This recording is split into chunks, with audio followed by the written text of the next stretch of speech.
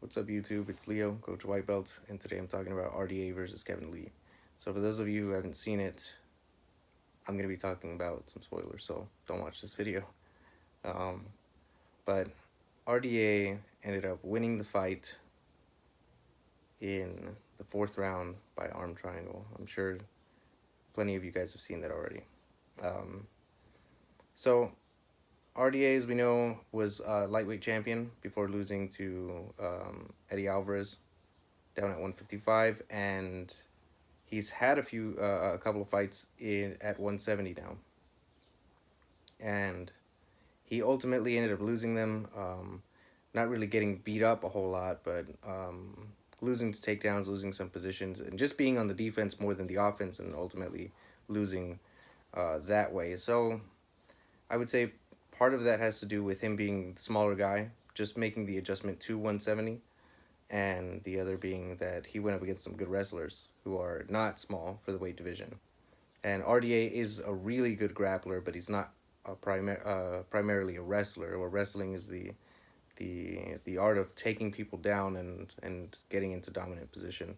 Dominant position being top position, and jiu-jitsu being more about controlling a person once you're on the ground, regardless of your position. Because you can be really good at jiu-jitsu and control people from your guard, and you can control get an overhook and get a collar tie and pull them in so that they can't really hit you very hard. You know, they can throw a few body shots, but without a whole lot of power on them. You can use them to use it to sweep and stuff like that. You can do a lot of submissions off your back. You know, arm bars, triangles, omoplatas. The list sort of goes on, but it's not primarily. It's not, or at least it's not as heavily emphasized that it's a top game, depending on what gym you go to. So, like at Peterson Grapplers, it is also a wrestling gym. And my coach was a wrestler first, went into jiu-jitsu afterward, and just considers himself a grappler. I wouldn't say he considers himself to be a jiu-jitsu guy or a wrestler. Um, I don't think he shares any particular bias in that sense. But, you know, at our gym, we do play top game a lot, and it is very heavily emphasized that we get takedowns. We're not allowed to pull guard. And, you know, everybody gets good at takedowns as a result. But, yeah, jiu-jitsu is, depending on which gym you go to, is not that way. I've gone to plenty of jiu-jitsu gyms when I was a white belt. Just sort of going around to gyms where some friends train and you know, being able to take down blue belts and purple belts just because of my takedown experience at the gym where I train. And so although RDA is a really good jiu-jitsu guy, he sometimes will lose the stand-up grappling to good wrestlers. And Kevin Lee is definitely a good wrestler. So, and we saw this in the Barboza fight. So although Kevin Lee and RDA don't have any common opponents, at least I don't think so. I should have checked that before making this video, but I don't think they have any common opponents. I've seen a lot of both of their fights, so they don't share common opponents, but they have, or at least Kevin Lee and Habib share a common opponent, which was Barboza, who is also a good jiu-jitsu guy, but not specifically a wrestler. And really, I would say he doesn't have great wrestling. And of course, compared to me, he probably has really great wrestling, and compared to the average person, he has phenomenal wrestling. But compared to the better grapplers of the UFC and of MMA as a whole, you know, Barboza is not known for his wrestling. So, you know, he's known for his spinning attacks, his spinning hook kick and things like that. His leg kicks, his switch kicks are incredible. So he's known for a lot of this stuff. He's known for his striking primarily, and RDA is a good all around fighter. So Kevin Lee has fought Barboza and almost got knocked out by a head kick, by a spinning hook kick. Ended up getting the takedown right after it, and this was in part due to two very basic things. One is that Kevin Lee's a very good wrestler, and the other one is Barboza was also tired. They were both starting to wear and starting to get tired, especially after Barboza just threw that spinning kick, and it expended a lot of energy as a result. And then Kevin Lee shot in and got the takedown, saved himself ultimately from getting knocked out, and then ended up winning the fight. And so Habib has also fought Barboza, and one thing that we saw in that fight with Kevin Lee and Barboza was that he was able to beat him up on the ground very in a very similar way to what Habib did. So Habib ultimately took him down. He did take uh, some kicks from Barboza. Ultimately rushed him down, chased him essentially, so that Barboza was fighting on his back foot and couldn't exactly plant to throw with as much power. So he was able to stuff him with just pressure alone and then get to the takedowns. But once he got him on the ground, or once he got him up against the fence, really, he was able to just take him down and then just beat him up. And then when Barboza would almost get up, and in some cases get to his feet, he'd take him right back down. Aside of a couple of times when Barboza was able to escape from the fence, ultimately to be put back against the fence. So Kevin Lee fought Barboza, and I think to many people's surprise, he was able to do a very similar thing where he was able to get him to the ground and control him on the ground while landing damage. So because there are very different things in terms of grappling. If you're very good at takedowns, that you can do, one is you can try to pass the guard so that you can get to a good position to do damage, and the other is you can do damage while standing in the guard, or while passing guard to help you pass guard. And then some people will camp in half guard to do damage, and some people will not. Some people will pass all the way to side control. Some people will try to punish from side control, and some people will try to move to mount. So Kevin Lee was able to beat up Barboza on the ground in I would say, a similar way to what Habib did. So Habib was also able to do this to RDA. If you watch the RDA fight versus Habib, and also Habib's fight versus Michael Johnson, he fought them in sort of the same way, in that he knew that, well, at least I would hope that he knew that they were better boxers than he is, and that they were both at least dangerous on the feet. And so his plan was ultimately to take them down, because he is or one would imagine that he is the superior wrestler, at least, so that he could get a takedown on them, and then not specifically work into a submission or work his way all the way to mount, but to work into a good top position where he could hold them down and punch them, essentially be able to hold them down and land strikes without them really being able to do much about it. And then eventually, if they were to get him back in the guard, he could pass the guard, at least a half guard, and then continue to do the same. And of course, those punches would help him to get into a better position all the way to side control or a mounted crucifix.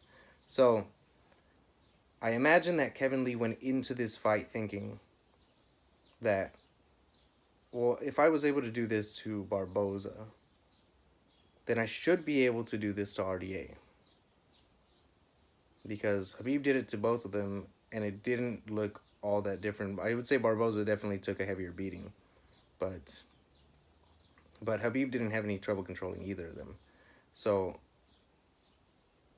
at least if I were Kevin Lee, I would have been looking at that, and if I were wanting to make myself maybe more confident about my chances against RDA, then that's where I would have started. That was the game plan against Barboza for Habib, and it worked. And I did it against Barboza, and it worked. So if he did it to RDA, maybe I should do that to RDA. And if he had as much success with it, then I should have similar success. Although Kevin Lee and Habib haven't fought, so they can't compare their wrestling and their grappling, toe to toe. At least in Barboza, they can sort of compare their performances, especially because at the fight against the two fights for Barboza, the one being against Habib and the other being against Kevin Lee, weren't that far apart in time. It's not like this happened, 5 years before, 7 years before, or something like that, where Barboza would obviously be a different fighter within that time. He was very much the same fighter. Um, So Kevin Lee, I would say, definitely tried to do the same thing with RDA, but RDA was too much for him, and it's not like RDA just randomly caught Kevin Lee making a dumb mistake or something and caught him in a submission that he's never seen before or anything like that. It's not like RDA was losing the fight up to that point. What was happening was Kevin Lee was exchanging with him on the feet. He was getting the better of most exchanges, but then RDA would either land a big straight left or he would land the left head kick, the left high kick, and not entirely clean, but enough to hurt Kevin Lee, and not enough to make him nearly knocked out or anything. But I would say it definitely was noticeable that it had hurt him. And so Kevin Lee, instead of saying, well, I'm going to stand here and continue to fight with this guy on the feet because I'm winning most of the exchanges. Instead of doing that, he said, well, I've gotten hurt while standing up. So I probably shouldn't take the risk and I should just go back to the game plan and put him up against the fence, take him down, and beat him up. So there is a difference in the way that Khabib and Kevin Lee attack on the fence. So Kevin Lee in this match was primarily going for the double leg and would sometimes transition to the high crotch on with his head on the same side in both cases. He'd kind of transition back and forth between these two. What RDA was doing as a defense primarily was using a Kimura grip. So a 2-on-1 grip on the same side as the head as Kevin Lee. So RDA couldn't have done this on the other arm, for example. If he would have done it to the other arm while Kevin Lee's head is on this side and he's attacking the legs, if he would have gone to this side to defend that side, to Kimura lock that arm instead, then Kevin Lee would have been able to get to his back. So he was going for this arm instead, and that grip alone was stopping Kevin Lee from getting his takedown because RDA is obviously not a bad jiu-jitsu guy. He's a good jiu-jitsu practitioner, so for Kevin Lee, it was a dangerous position to say commit to a takedown when when the Kimura grip was completely locked, and this happened as well in another position where RDA wasn't doing that. Kevin Lee was starting to make a little bit of a uh, positional progress into getting the closer to the takedown, and this defense of the 2-on-1, the Kimura lock, was no longer really all that effective in that position, and so RDA ended up going for the guillotine. And for the same reason, because Kevin Lee is now on this side, his head is on this side, and so if they were to go down, Kevin Lee would end up falling on top of that leg in half guard and not right on top of him and not on the other side. And so he would fall onto this leg. And so by grabbing around this arm and the neck, it would essentially put RDA in a good position to finish a guillotine, since what you want in a guillotine is for the person's legs to be on the same side as the head. Say if Kevin Lee were attacking from this side, standing on this side of RDA, on RDA's left side, while having his head on the right side, and he went for that guillotine as well, then eventually, if he didn't let go of it, his arm would get trapped, and then Kevin Lee would be able to go in for a Von Flue choke. So that was not the case. He was standing on that same side where his head was, and so RDA was able to grab a guillotine and say, well, if I get taken down, I'm at least in good position to finish a guillotine or use it as a sweep. And so he did end up doing just that. He didn't go for the... it did look like he squeezed the submission a little bit, but it was to get Kevin Lee to to pick his hips up, to stand up and tripod essentially on his head so that he wouldn't get guillotined. And so RDA was able to use that to sweep him over, threw him right over. RDA didn't go over to the mount. RDA did try to walk around to get to top position, but Kevin Lee did a good job of getting back up to his feet. And I imagine part of that was that he knew that, you know, RDA already had his hands locked. If RDA would have gotten on top, it would have been over. And so he ended up exploding his way up a little bit, and that also wore out Kevin Lee. So Kevin Lee's tactic is, at least against the fence, was similar to what, say, Kamaru Usman's was, except that he couldn't get the same shoulder position on him. And so where Kamaru Usman against Tyron Woodley was using the over-under, and then going for punches to the body, and then would eventually go back down to the double to try to finish it. And then when he couldn't, he would go back up, put his shoulder against um, Tyron Woodley's chin, and then just hit him against the body. So Kevin Lee was not going for that, and part of it was the Kimura grip. I think that it was a little too risky. They weren't in an over under. He went in for a double leg, and so his hands were too low. And so if he were to try to move his way up, he was already out of position to get into the over under. He would have ended up getting put on his back, possibly in a Kimura. So I would say it was good of him not to do that. But I would say that RDA's best choice in this fight was definitely that Kimura grip, and also the crucial transition to the guillotine in that moment, and of course you could see that RDA was trying to go for a 5-round fight. He obviously it was a 5-round fight. You know, they both knew this, but Kevin Lee went hard at the beginning, and RDA stayed pretty low energy for the first 2 rounds. Instead of trying to match Kevin Lee and trying to beat him to the takedown, instead he tried to time his takedown, and then he would get him up against the fence, and then instead of fighting for position, and being up against the fence, he would get him to the fence and go for the takedown immediately. And I imagine if it wouldn't have worked, then he would have reset. He would have, just broken off, disengaged from Kevin Lee, and then gotten back to the center and exchanged a few more punches instead of spending all that energy against the fence. And even though the guy pressing against the fence, which was Kevin Lee for most of this fight, even though he's the one pressing, it's not like RDA specifically has to hold him up. It's not like when say somebody's got double unders and trying to drag the other person down onto the mat. It's not having somebody else's weight on top of you. It's having somebody else's weight against you, but you also have a fence behind your back to sort of hold that weight. So you don't exactly have to do all that much besides some foot positioning, some hip positioning, and some head positioning, as well as, of course, hand fighting. But it's not the same as carrying someone else's weight. So it worked for RDA and didn't cost him a whole lot of energy, and it cost Kevin Lee a lot of energy to try to get the takedown. And one thing that I would say Khabib does that Kevin Lee doesn't is he switches side to side a lot. And of course, Khabib is known to be a fighter with great conditioning, really good cardio, and he can kind of explode when he's against the fence and know that he's still going to have enough left in the tank to finish out the later rounds if needed. As we've seen, he goes hard in every fight, and he still looks good and doesn't look tired at the end of the fight. He doesn't, stay on the ground after the fight is over and catch his breath before he stands back up. He immediately just gets up and goes to his corner. He's like, yeah, I won. That's how Khabib finishes his fights. And I wouldn't say that's true for Kevin Lee. Kevin Lee has been shown in the fight against Tony Ferguson.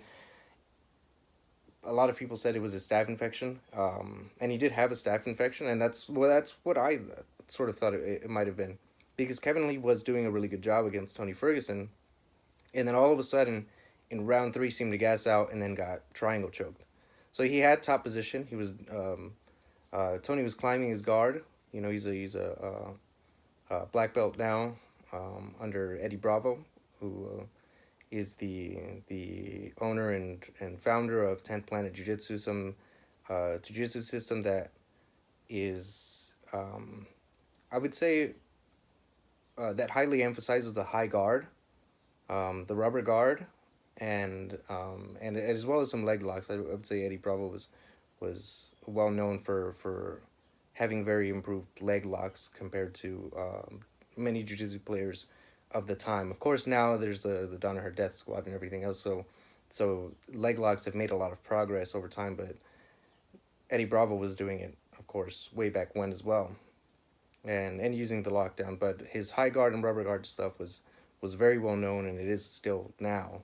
And Tony Ferguson is a very good example of that, and he's got a really dangerous guard as a result. And so he was able to climb his guard up against Kevin Lee, and Kevin Lee ended up getting triangle choked and armbarred. at the same time, essentially.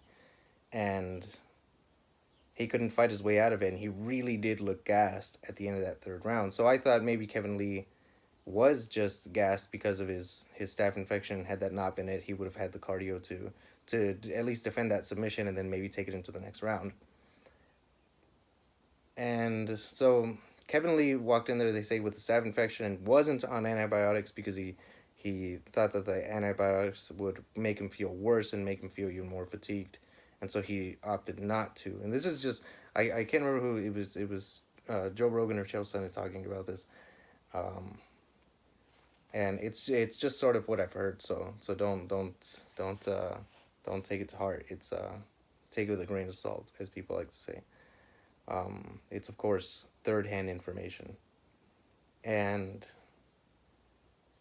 that's sort of what I thought it was with Kevin Lee, and I thought, well, maybe he would have, won that fight had it not been for that. Maybe he would have at least made it to the next round. Maybe he would have at least defended that takedown. But in this fight, I think it showed that Kevin Lee does um, does tire out if he's being a little too aggressive, especially in his grappling.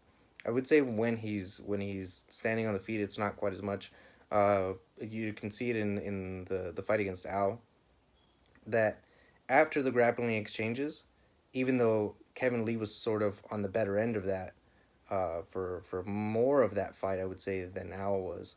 Kevin Lee was winning the grappling exchanges in that fight, I would say.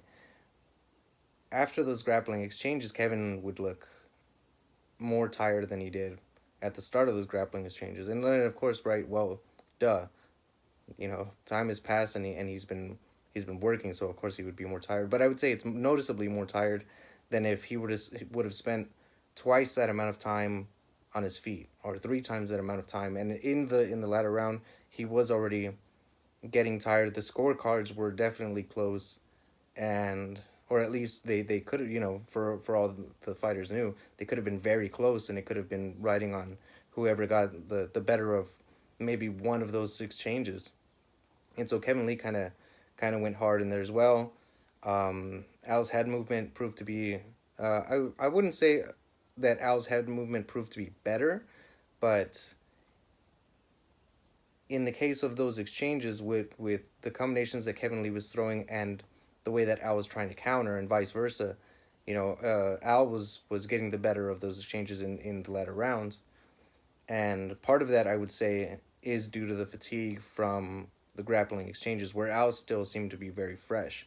And of course, if you watched Al's most recent fight against Cowboy Cerrone, it looked like that happened to him. And it's not because he was gassed, and it's not because he has bad cardio, and it's not because he gets tired grappling, because he honestly doesn't, at least that I've seen. But he did get hurt in that fight. He got hit with a few pretty good shots that didn't put him down at first, and it seemed like those really made a difference because his head movement started to minimize, and his the damage that he showed after getting hit by the following shots was much greater than I think they would have been had he not taken those earlier shots. So yeah, Kevin, I don't know, he definitely, I would say, has the potential to be at the top and to beat the top guys. I would say he definitely does have the skills for it. His striking is good. His footwork at the beginning of fights is good. His grappling is good. His wrestling is definitely good. He's got a good rear naked choke. He's got, five, I believe five of his wins are by rear naked choke. One of them against Michael Chiesa, and I know some people argue, Chiesa wasn't gonna tap, and the referee messed that one up and whatever. But like Kevin, he still got him in a rear naked choke, regardless of whether or not Chiesa would have tapped, he did have him in that rear naked choke. It was only a matter of time. It was, of course, at the end of the round, and so it's sort of up for debate. But Kevin Lee did still have that submission on him. And Michael Chiesa is definitely not a bad jiu-jitsu practitioner. He's definitely not a bad grappler. He's definitely has good defense. So good submission defense and I don't think Kesa was tired at that time. I don't think he was fatigued. But in this fight between Kevin Lee and RDA, Kevin Lee wore himself out trying to go for the takedowns against the fence, with RDA doing a really good job of defending with his foot positioning, his hips against the, like, flat against the fence, essentially squared up, and using the Kimura grip as opposed to trying to find a really deep underhook like Barboza likes to do. So ultimately, Kevin Lee had a really hard time with him, and instead of switching from side to side to get RDA confused, or to get him to move, or to get him to give up his back more, which did happen a couple times, RDA giving up his back because of the grappling. One time it was because of a shot out in the open, but instead of Kevin Lee forcing him to show him more positions and to show him more opportunities to work for a different takedown, he kept shooting for the same double, going for the high crotch, and then going back to the double, and so on. And I think ultimately that was a bad choice. And of course, this is in retrospect, right? Like, to go back and look at it, obviously it was a bad choice because he lost the fight. But had the fight turned out differently, had he won that fight, had he gotten the takedown, and then maybe got in top position and hit RDA enough times to either get a TKO or get a submission of his own, then of course people wouldn't be saying it was a bad call. So it's what felt right in the moment to him, and probably what he and his coaches were working on throughout camp, and maybe even what his coaches told him, right, getting into the fight, saying like, this is the game plan, so he may have just had a lot of faith in it working out for him in that way. But ultimately, it was a bad decision, I think. And I think had he made a few more attempts to maybe do some damage against the fence, then it or by striking, of course, by getting into the over under position and landing strikes, or by going for the double, having the double up against the fence, letting go of the double, throwing a shot to the face, and then going back to the double. It may have changed some hand positioning, or changed RDA's foot positioning enough to help Kevin Lee get his takedowns. Ultimately, RDA did a really good job in defending without expending too much energy. So in that fourth round, RDA defended a takedown that Kevin Lee initiated, and it went from a double to essentially a single. As RDA was turning away, he still had his ankle grabbed by Kevin Lee, but he was able to just pull his leg right out. And instead of Kevin Lee coming back up to his feet right away, he remained on the floor as if he had just spent all of his remaining energy to try to attempt that takedown. And so RDA saw the opportunity, jumped right on top of him, landed a few shots from headquarters position, while Kevin Lee was turtled, and then eventually ended up getting all the way to mount. And this is something that you may or may not see as bad technique, depending on whether you're a wrestler or a jiu-jitsu guy, and if you're a blend of the two. That Kevin Lee was mounted, and instead of going for a trap bridge and roll, instead of going for a hip escape, instead of shrimping his way out, Kevin Lee ended up trying to sit up, put his head and his arms on the same side of RDA's body. So this, of course, is what led to the arm triangle, but I will tell you that, and you can see this earlier in the fight. RDA did it, Kevin Lee did it, they both did it, where they give up their back, essentially, so that they can work back up to their feet and work back up to a chest-to-chest position, and then break off. So in this case, of course, Kevin Lee got submitted by arm triangle as a result, but I wouldn't say it's necessarily bad technique. And it may look that way, especially to someone who doesn't grapple, or someone who just maybe has a little bit of jiu-jitsu experience. I've been doing jiu-jitsu for, I don't know, 2.5 years now, and actually coming up on 3 years, closer to 3 years. And I've been doing wrestling, on and off since almost the beginning. I've been the first day of jiu-jitsu, I actually learned the duck under to a back take and then to a lift, which is essentially a wrestling move. It's not jiu-jitsu stuff. It's not stuff you'd see at every jiu-jitsu school, especially for white belts, especially on their first day. So my first technique ever was a wrestling move. And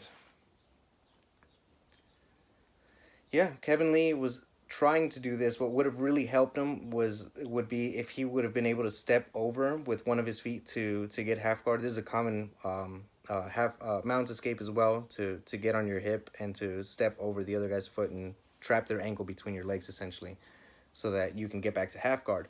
So had Kevin Lee been able to achieve that while he was trying to sit up, I think it would have helped him a lot, and I think ultimately, yeah, RDA probably would have tried to take his back. Kevin Lee would have tried to just tripod, and for those jujitsu guys who do a lot of turtling, I would say try to tripod a lot more.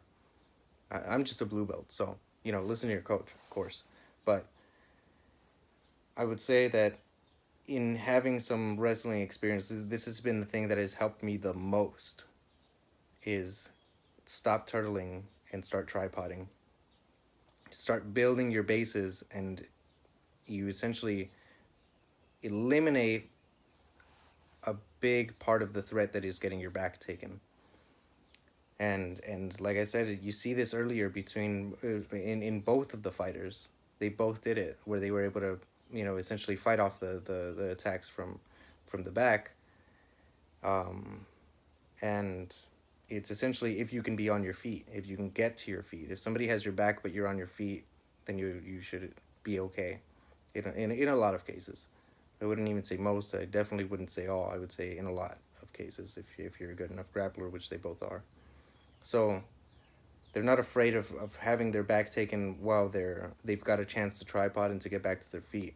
I wouldn't say that the same is true if they end up both essentially on their back in complete back control. And complete back control would be different, but from a turtle position, or coming from a mount escape position to the other person trying to get back control, where it's a scramble and you can set your base and build your base and tripod, then it definitely makes a big difference. And I think Kevin Lee probably would have gotten up to his feet had he been able to achieve at least the quarter guard, the ankle between the legs.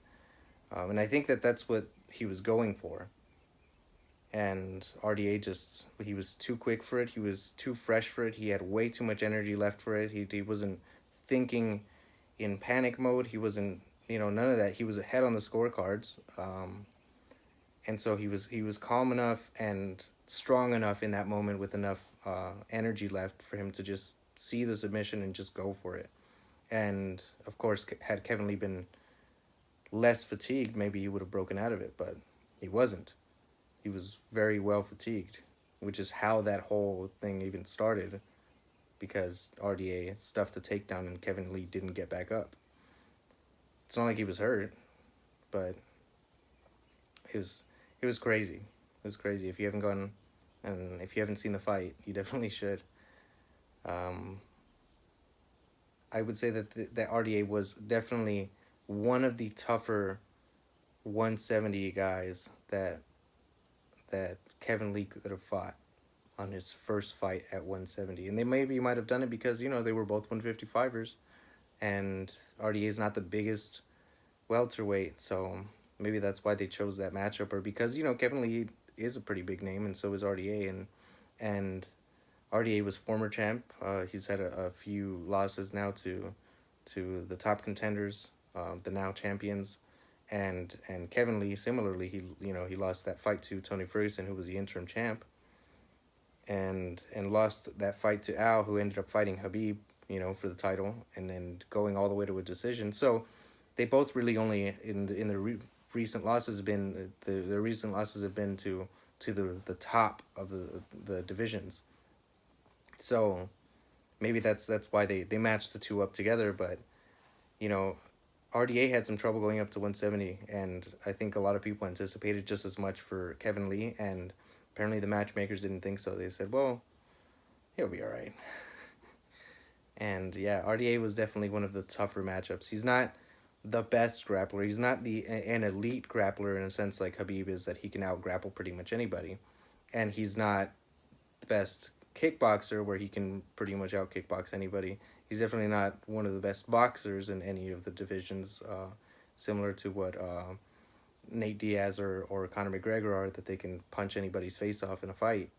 But he is very good at all of those things. And so where he finds himself in a fight where he can't do those things, say in the Khabib fight where he was out grappled, had he been able to stuff a few more takedowns, he would have likely gotten the better of almost all of the exchanges on the feet, could have won that fight on his feet had he been able to defend enough takedowns. And if when he goes up against a good striker, if he can get it to the ground, he's usually got an advantage. So he's got definitely one of the best all around games in all of the UFC. I would say, especially in lightweight and welterweight. Welterweight is a totally different division, and it is crazy. Like when you think of Tyron Woodley and when you think of Kamaru Usman, man, they're just incredible wrestlers and especially in the case of Tyron Woodley with some good head movement, some good punches, a lot of power, and very good shootboxing skills that they're able to work from their punches into their takedowns. And yeah, it's a really crazy weight class because, as we've seen with some good strikers, Stephen Thompson, who tried to fight Tyron Woodley. Tyron he's definitely got some power, and he can definitely find his left hand against a lot of fighters, and it's not like he's a bad wrestler either. I know he lost to Kamaru Usman, and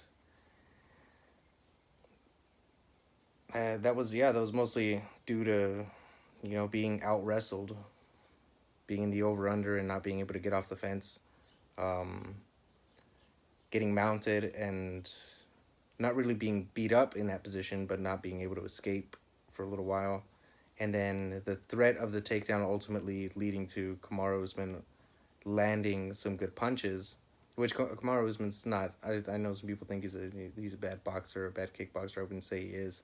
I would say that he focuses very much like Khabib does. His game is very much centered around striking to open up his grappling, as opposed to the other way around. And yeah, even just those two guys alone, like that division is crazy already. That like, if RDA fights Tyron Woodley or Kamaru Usman eventually, he'll likely get out wrestled in either of those matches. And if his jiu-jitsu's not enough to save him in those instances, then he's gonna have a hard time. And if he stands up with them, then he's still got a lot of power to deal with. So even if he wins most of the exchanges, just like with Kevin Lee and RDA, Kevin Lee won most of the exchanges, but in the instances where he didn't, he got hurt. And that could be the same thing for RDA if he fights Kamaru or Tyron Woodley. And of course there's Damian Maia, a really, really good jiu-jitsu guy, incredible jiu-jitsu. He failed to take Tyron Woodley down, but Tyron Woodley, of course, is a great wrestler. So you could say maybe the same about Kevin Lee, that Damian Maia might have some trouble taking him down. And I would say you could probably say the same thing about RDA, that he'd have some trouble taking RDA down because he's also a good wrestler. He's primarily a jiu-jitsu guy, but he's a good wrestler. And RDA got his own takedowns in the fight against Kevin Lee. So Kevin Lee, I think, expected to have more of an advantage than he had in the wrestling department. Maybe not in jiu-jitsu, but definitely in wrestling. I think he had anticipated him having a greater advantage than he had, and he sort of banked on it, and he put all of his eggs in that nest, and so ultimately it failed him. But I wouldn't say it was a bad game plan, and I wouldn't say that it was a bad performance by Kevin Lee. I would say it was a good game plan that was maybe just insufficient for the fight that he was in, and what he was expecting from RDA, and what he was expecting maybe from his first time fighting at 170. You know, he maybe thought that his weight cut was what was hurting him, which is what a lot of people have argued, that his weight cut at down to 155 is what hurts him and why he gets tired and stuff. And so maybe he thought, hey, maybe going up to 170, I'll feel better, I'll have more endurance and whatever. And ultimately it didn't work out. But yeah, some people say Kevin Lee's not as good as he's made out to be by other people, and so far that, you know, that it's been hit or miss. That he has won some good fights against people that they also counted him out against, um, Barboza and Chiesa. But he also has you know, really come up short in some other fights. So like against Tony, against Al, against RDA now. So it's kind of, it's back and forth right now. I wouldn't say that he's totally overhyped, and that he's not as good as he thinks he is and whatever else. But I would definitely say that his potential to be there, and his potential to be that good is definitely there. It definitely is there. His wrestling is good enough to beat or to take down most people, even good grapplers, even RDA in this case.